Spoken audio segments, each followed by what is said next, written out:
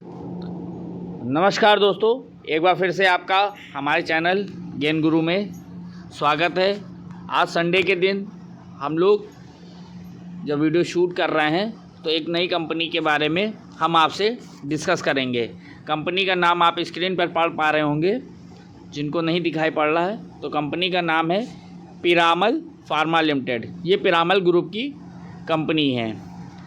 जैसा कि आप लोग को पता है कि किसी भी कंपनी में हम लोग इन्वेस्टमेंट करने से पहले कंपनी के फंडामेंटल और कंपनी के टेक्निकल दोनों पार्ट को हम इजी वे में समझते हैं। तो कंपनी पीरामल ग्रुप की है, जिसमें दो पार्ट आते हैं। एक Piramal enterprises limited, Piramal pharma और पीरामल हाउसिंग। अगर कंपनी के सीईओ की बात करें, चेयरपर्सन की, तो अजय पीरामल इसके चेयरपर्सन है। अब हम चलते हैं पीरामल फार्मा की तरफ। तो पीरामल फार्मा का जो कारोबार है वो लगभग 30 से ज़्यादा देशों में फैला हुआ है। अगर इसके ब्रांड की बात करें तो 100 से ज़्यादा ब्रांड इसकी मार्केट में अभी के समय में अवेलेबल है। अगर फार्मा कंपनी के मार्केट कैपिटल की बात करें तो 25,000 के आसपास 25,000 करोड़ की मार्केट कैपिटल है। आरओई अभी बहुत कम है क्योंकि इसने 0.2 अभी नया ही इसका आईपीओ मार्केट में आया और कंपनी धीरे धीरे ग्रोथ कर रही है। अगर डिविडेंड डील की बात करें तो 0.06%, बुक वैल्यू 60 की और फेस वैल्यू 10 की। अब चलते हैं कि इसके क्वार्टर के रिज़ल्ट, पिछले 5 क्वार्टर के रिज़ल्ट क्या रहे। तो पिछले जून से हम इसको निकालते हैं। तो जून में देखेंगे तो इसमें 99 लाख रुपए का प्रॉफिट आया था, जो कि सितंबर में घट के 5 आ गया और दिसंबर में 10, मार्च में 101 और जून में फिर से -89 के आसपास। अब ये बात करते हैं कि कंपनी की प्रमोटर की हिस्सेदारी और कितना विश्वास करती है कंपनी के प्रमोटर इस पर।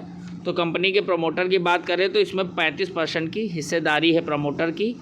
एफआई का इसमें ज़्यादा इन्वेस्टमेंट है, लगभग 31% का, रिटेल 20% का, म्यूचुअल फंड 10% का और डोमेस्टिक इंस्टीट्यूशन का 2.84। ये तो हम लोग इसके फंडामेंटल को समझ रहे थे और अब हम इसके टेक्निकल के पार्ट को समझेंगे।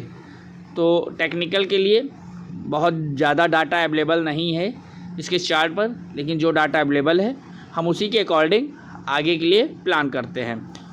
तो इसका आईपीओ मार्केट में लिस्ट हुआ अक्टूबर 2022 के आसपास, जिसमें एक बड़ा सा कैंडल रेड बनता है और वहाँ से लगातार ये स्टॉक नीचे जाता है और स्टॉक को लेके जाता है लगभग 60 रुपये के आसपास। अब हम नीचे से आपको दिखाते हैं, लगभग 61 रुपये का ये लो बनाता है। वहाँ पर एक कैंडल बनता है, इन्वर्टेड हैमर, आप देख पा रहे होंगे स्क्रीन पर, इन्वर्टेड हैमर बनता है और उसके बाद ये स्टॉक धीरे धीरे 140 रुपये के आसपास चला जाता है और वहाँ पर फिर से 2 महीने समय बिताने के बाद फिर वहाँ से जब ऊपर की तरफ निकलता है तो ये लगभग 186 रुपये 58, मतलब फ्राइडे के ट्रेडिंग सेशन में 186.58 के आसपास क्लोज हुआ है। हाई क्या बनाया है, 193 रुपये का हाई बनाया है। तो अब हम इसका अगला सपोर्ट निकाल लेंगे। लास्ट सपोर्ट तो आपको दिखाई पड़ रहा होगा 61 का, लेकिन इसके बाद वाला जो सपोर्ट निकलेगा वो अराउंड 140 रुपये के आसपास निकल के आएगा। तो हम लोग इस कैंडल के ऊपर का मान के चलते हैं तो 147 रुपये का सपोर्ट है और स्टॉक ट्रेड कर रहा है 186 रुपये के आसपास। सबसे अच्छा चांस क्या है कि स्टॉक अपने ओपन आईपीओ प्राइस के आसपास पहुंच चुका है और अगर इसको ब्रेक करके क्लोज होने में कामयाब हो जाएगा तो एक बहुत बड़ा टारगेट आगे आने वाले समय में हम देख सकते हैं। वो टारगेट भी हम निकालते हैं।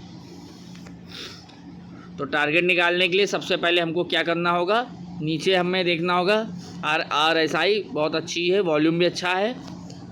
तो प्राइस रेंज को हम लोग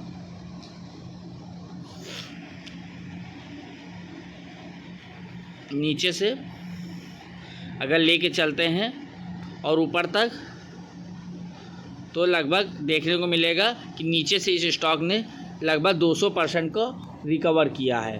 और अगर इसको यहाँ पे इसके ऊपर 195 के ऊपर ऐड कर देंगे तो लगभग 68% का टारगेट निकल के आ रहा है आगे आने वाले समय में।